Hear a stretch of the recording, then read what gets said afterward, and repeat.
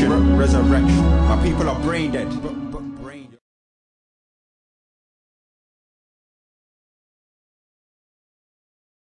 Now, many who know you know that you're a lyricist. Many who understand you know that you're not a limited type of person. You're very expressive. Yes. Being expressive how you are and dealing with the things that you have dealt with, okay? How do you feel now coming to the climate right now? A year has been removed, right? A year was off. Now you're coming back.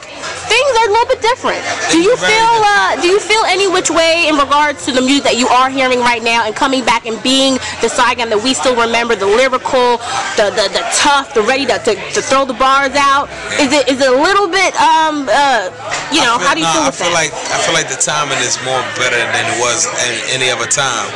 Because, you know, a lot of people are playing monkey see, monkey do. And there was a time in hip-hop where you couldn't bite, you couldn't sound like nobody else, or you get called out for.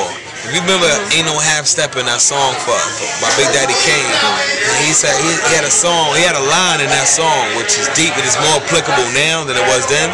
He said he was going to start a school of MCing for those that want to be in, but feeling caught. Then again, on second thought, you have MCs coming out sounding so similar. It's quite confusing for you to remember the originator. The boy do I hate her, perpetrator, but I'm much greater. You know what I'm saying? Nowadays, you can't tell this guy from that guy because they all, if something works for one person, the company go, oh, we needed somebody who sounds like him, and everybody's doing that. So I feel like me, with my distinct style and my content, what I'm talking about, is not happening right now. So that's actually a plus for me instead of me coming in sounding like everybody else. And what's going on, people? This is Akala. Right now you're locked onto Rhyme and Reason Live TV.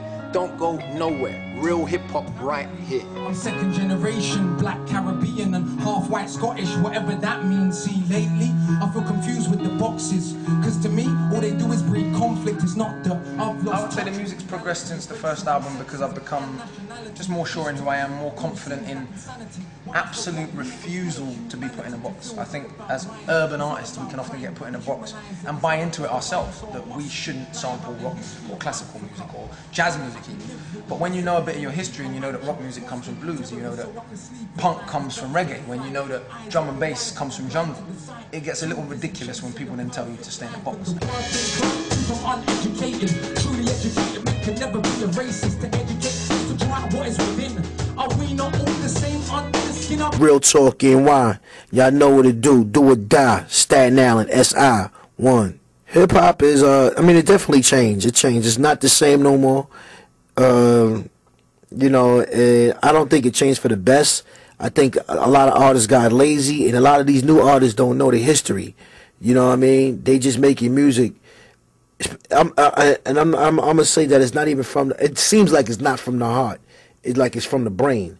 You understand what I'm saying? But if you don't know your history, you're not gonna know where you're going. So once you don't know the Kool G Raps and the Big Daddy Kanes and Chubb Rocks and the Brand Nubians and De La Soul and Slick Rick and Bismarck, when you don't know those, then you don't really know shit. Some corporations are more efficient than government, but their motivation is not the health or well-being of the people. It's only about profit.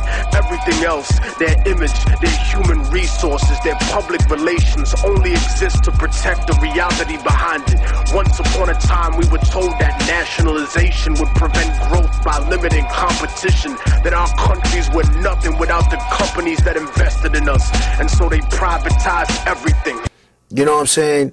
You know, and the game is definitely changed. The game, you know, it evolved into something else, which was going to happen, you know what I mean? Because music, you could take old school music, that evolved into disco, you know what I mean?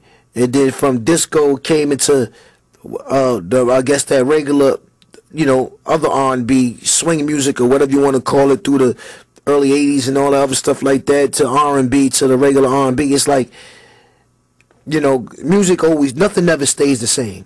any hip-hop fans in the house? So if you're sick and tired of seeing talented people being rewarded for acting as if they can only think with their pistol or their penis, make some fucking noise! So we intentions. Let me apologize before I go further. Unfortunately, I don't rap about how many men I've murdered. Everything in our country was owned by people that had no connection to our culture, by those who never had our interest at heart. They didn't care about our survival or well-being. They just wanted to turn a profit by raping the land, by exploiting our people, our industry, and our resources. They took everything we built and made it theirs. First by creating racism to justify slavery, building the capital for capitalism. That's all I'm saying. You know what I mean? Nothing never stays the same. So right now we in the point where it's like, all right, you still got real people that took music seriously still living in the mix in the days and times where all this bullshit is taking place. So we could get ahead and tell the difference. You know what I mean? Now these young kids is on a different level. You know what I mean? But you got to remember, they teenagers and this is what they do. So they having fun with it. And this is what it is. Because when I was 18 years old, it was like, okay, I was in my glory of a golden era of hip-hop. You know what I mean? When KRS and everybody was just Rakim, KRS, Kane, Biz, all of them was there putting out records at the same time. Slick Ricky, you cannot beat that. You feel me? So I was in the golden era of hip-hop. These guys, you know what I mean? It might be their golden era. You know what I mean? But to us, we looking at it like, yo, this shit is fucked up. You know what I mean? Because it don't have no feeling to it. Has no soul to it. No nothing. You know what I mean? The beats is even stale. You know what I mean? So it's like, and you coming up with simple shit. You know what I mean? So to me, what I get out of it, I just seem like it's a lot of simple-minded people that's out there. You know what I mean? And that's why they listening to it and falling for it. You know what I mean? But at the same time, not to disrespect nobody, our DJs don't make it no better neither. You know, they be refereeing too much shit, getting paid for a lot of shit, and then you gonna talk about we need to bring hip-hop back. But Chet, you the motherfucker that's spinning this shit 100 times a day. And then when we ask you why you spending it, because, yo, that's what the people's calling for. You know what I mean? So it's like, yo, they wouldn't be calling for shit if you wasn't playing it.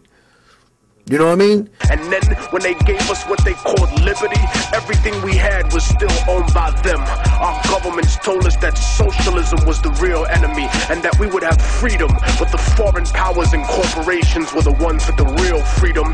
The freedom to take all the wealth generated by our work and our land and give us only a small percentage of the scraps from the table. Their lust for power and their greed drove them to betray not only us, but themselves and the word of their own God.